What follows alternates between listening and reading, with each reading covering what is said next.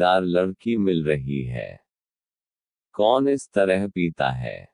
मेरी माँ ने मुझे नॉन स्टॉप हिलाते हुए कहा था। डिड यहाँ तक कि उनके बेटे ने भी किया। वास्तव में उन्होंने पुक किया और क्लब में पास हो गए, मैंने कहा। बॉय वह एक लड़का है। उद्धरण। यहाँ तक कि मेरी थकावट, भूख और नींद की स्थिति में मेरा नारीवादी एंटीना ऊपर था। मैंने अपनी माँ को देखा। ही तो क्या हुआ अगर वह लड़का है? मैंने कहा। स्पष्ट रूप से शराब से प्रेरित आत्मविश्वास ने मुझे नहीं छोड़ा था। जल्दी से खाओ, कुछ आराम मिलना। आज भी भजन है। कृपया कुछ सभ्य पहने। भजनों से पहले आपको युवाओं को ऐसी पार्टियां क्यों करनी पड़ती हैं? उद्धरण। हमारी पार्टी के बाद आपको पुराने दिनों में भजन क्यों करने पड़ते हैं?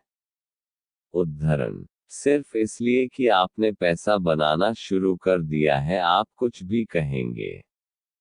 उद्धरण। मैं चुप रहा था। मैंने इस बात का उल्लेख नहीं किया कि उनकी अपनी बेटी के लिए यह गैर जिम्मेदार और गैर जिम्मेदाराना बेटी अपनी शादी के लिए भुगतान कर रही थी। 1 करोड़ रुपए या 150,000 डॉलर मेरे वेतन खाते से शादी के बजट के रूप में निकाल दिए गए। क्या उसे भी परवाह थी? मुझे खुद को शांत करने के लिए एक गिलास संतरे के रस को नीचे उतारना पड़ा। आपने अपने जीवन को काफी खराब कर दिया है, क्या आप कुछ दिनों के लिए व्यवहार कर सकते हैं? अंदर की आवाज ने मुझे बताया। आह, गुड मॉर्निंग मिनीमी। तुम कब जागे? मुझे याद आया कि मैं अपने कमरे में जा रहा था। अदिति दीदी पूरे बिस्तर पर तिरछी नींद में थी, फिर भी अपनी लाल पोशाक में थी। मैं अपनी टी शर्ट और पजामा में बदल गया, दीदी की टांगों को एक तरफ कर दिया और लेट गया। मेरे सिर में चोट लगी जैसे किसी ने उसे कुछ समय के लिए हथौड़ा मार दिया हो। मैंने अपनी आंखें बंद कर ली। दीदी ने मुझे दोपहर में 2:30 बजे जगाया। उठो, हमारे पास भजन है। उद्धरण। 4। वे 4 पर है। अब तुम मुझे क्यों जगा रहे हो? मैंने कहा। दीदी ने पर्दे खोल दिए। मेरी आंखें दिन के उजाले से चोट करती हैं। आपको तैयार होने के लिए समय चाहिए। यहाँ आपको यह नारंगी साड़ी पहननी होगी। उद्धरण। नहीं, मैंने कहा और मेरे सिर के ऊपर एक तकिया खींच दिया। मैं आखिरकार उठा। मैंने कपड़े पहनने की पूरी प्रक्रिया के बारे में सवाल किया, जिसे केवल महिलाओं को ही सहना पड़ता है। होटल ने हमारे कमरे में एक बाल बनाने वाली महिला को भेजा। उसने मेरे उलझे हुए बालों को उड़ा दिया। हेयर ड्रायर के शोर से मेरे सिर पर और भी अधिक चोट लगी। हम नीचे फंक्शन रूम में पहुंचे। यह एक के अंदर की तरह देखने के लिए परिवर्तित किया गया था। मंदिर।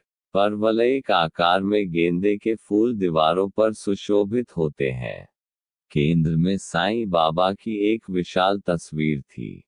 मेरे माता पिता किसी भी ईश्वर से ज्यादा उस पर विश्वास करते थे। अन्य हिंदू देवताओं कृष्ण, गणेश, लक्ष्मी और वैष्णो देवी की मूर्तियों को भी रखा गया था। भजन गायकों ने अपने माइक सेट किए। छोटा बहुत कमरे के पीछे बैठ गया। उनमें से ज्यादातर ने अपना सिर पकड़ रखा था। ब्रिजेश के दोस्तों और चचेरे भाइयों ने कुरकुरा रेशम कुर्ता पजामा पहना था। फ्रेश दिखने के लिए उन्होंने शॉवर लिया था। वे अपने हैंगओवर को नस करने के लिए कॉम्बिफ्लेम के स्ट्रिप्स और पानी की बोतलों के आसपास से गुजरे। मेरी लड़कियों ने कोई बेहतर नहीं किया। उनमें से अधिकांश दीवार के खिलाफ वापस झुक गए और उनके विस्तृत लहंगा और सलवार कमीज में झपकी ले ली। जिस तरह से भारतीय लड़कियां शॉर्ट ड्रेस में पार्टी की चुस्कियों से खुद को पूरी तरह से ढकने, चैरिटी करने के लिए बदल देती हैं। कुंवारी भजन अटेंडेंस लगभग एक विजुअल इफेक्ट है। उद्धरण: चमत्कार। भजन शुरू हुए। गायकों में अद्भुत आवाजें थीं। हालांकि जब आपको भूख लगती है तब भी एक इलेक्ट्रिक ड्रिल की तरह सबसे अच्छा मेलोडी लगता है। ब्रिजेश ने मेरी तरफ देखा और मुस्कुराया। मैंने इशारा किया कि मैं सोना चाहता हूँ। उन्होंने मुझे कॉम्बिफ्लेम स्ट्रिप दी। मैंने एक गोली खाई। वेल, तुम ठीक नहीं हो, कमला बुआ ने कहा। बस थक गया, मैंने कहा। आयुर्वेदक, मेरे पास एक आयुर्वेदिक दवा है। यह बेहतर काम करता है, कमला बुआ ने कहा। कॉम्बिफ्लेम की तुलना में दुनिया में कुछ भी बेहतर काम नहीं करता है, मैं उसे बताना चाहता था। अच्छा भजन, बुआ, मैंने इसके बजाय कहा। मैरियट के स्वर्गदूतों ने हमें ब्लैक कॉफी के कप लाए। मेरे पास 2 थे। मैंने फिर कभी नहीं पीने की कसम खाई। ठीक है, कम से कम इस सप्ताह नहीं। कॉफी ने मुझे कुछ हद तक जागने में मदद की। आओ और सामने प्रार्थना करो, बेटा, मेरी एक चाची ने मुझसे कहा। ब्रिजेश और मैं आगे बढ़े और देवताओं के सामने झुक गए। गायकों ने हमारे लिए एक विशेष गीत गाया। मैंने ब्रिजेश की तरफ देखा। उसकी आंखें बंद थीं और हाथ मुड़े हुए थे। वह वास्तव में प्रार्थना कर रहा था। मैंने उतनी ईमानदारी के साथ प्रार्थना नहीं करने के लिए दोषी महसूस किया। क्योंकि आप धोखेबाज हैं, मिनी ने मुझे बताया। क्या तुम कभी चुप रहोगे? मैंने मिनी से कहा। मैं वापस गया और लड़कियों के साथ बैठ गया। ब्रिजेश लड़कों में शामिल हो गया। भीड़ ने अगले भजन में भाग लिया, जो अधिक लोकप्रिय थे। जोर से संगीत के बावजूद मुझे अपनी आंखें खुली रखने में मुश्किल हुई।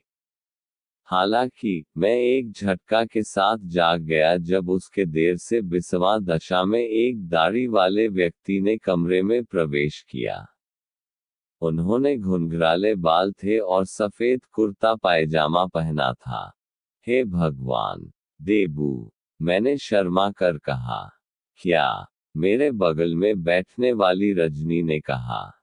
कुछ नहीं, मैंने कहा। वह विश्वास के साथ साईं बाबा के चित्र के पास गया। वह झुक गया और अपने माथे को जमीन से छू लिया।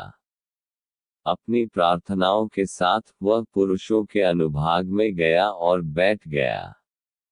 उन्होंने अपने हाथों में ताली बजाई क्योंकि गायकों ने अगला भजन गाया। वह यहाँ क्या बकवास कर रहा है? क्या मैंने पूजा कक्ष में केवल एफ शब्द कहा या सोचा था? किसे पड़ी है? क्या मैं इसकी कल्पना कर रहा हूँ? नहीं, मैं नहीं।